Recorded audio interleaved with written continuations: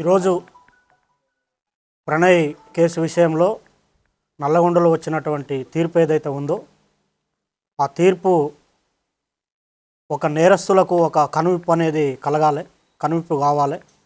ఎందుకంటే మా బాబు ప్రణయ్ హత్య జరిగినప్పుడు ఇదే చివరి హత్య జరగాలని చెప్పి జస్టిస్ ఫర్ ప్రణయ్ అని చెప్పి చాలా మేము పోరాటం చేశాము.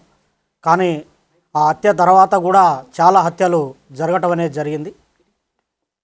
అయితే ఈ హత్య తర్వాత జరిగినటువంటి హత్యలు చేసిన వాళ్ళకి కానివ్వండి, కులాన్ని పట్టుకొని వేలాడే వాళ్లకు, కుల దురంకార హత్యలు చేసే వాళ్లకు, తర్వాత కన్న కూతుర్లను చంపుకునే వాళ్లకు, కన్న కొడుకులను చంపుకునే వాళ్లకు, అవతలి వ్యక్తులను చంపే వాళ్లకు కులం పేరుతోని ఈ యొక్క తీర్పు అనేది కనువిప్పు కావాలని నేను కోరుకుంటున్నాను.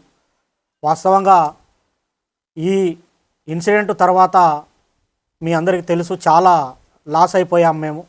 ఇప్పుడు మాకు కొడుకు లేకుండా పోయాడు, అమృతకి భర్త లేకుండా, తర్వాత నా మనవనికి తండ్రి లేకుండా పోయాడు.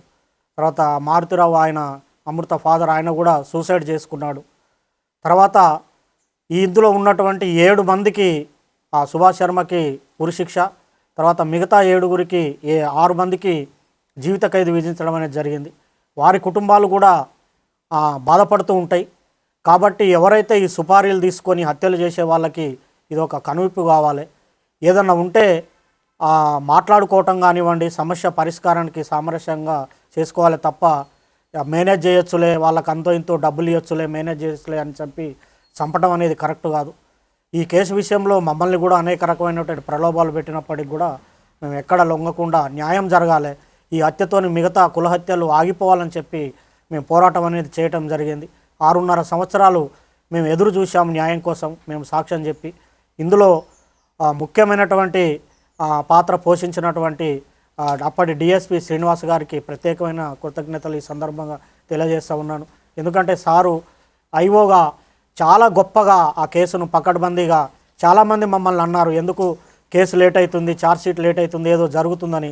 కానీ సార్ మీద మేము నమ్మకం పెట్టుకొని ఉండటం వల్ల లేట్ అయినప్పటికి కూడా ఒక పకడ్బందీ 200 పేజీల ఛార్జ్షీటు, దాదాపు 100 మంది సాక్షులను పెట్టి ఛార్జ్షీట్ వేసి గట్టిగా కేసును పకడ్బందీగా చేశారు.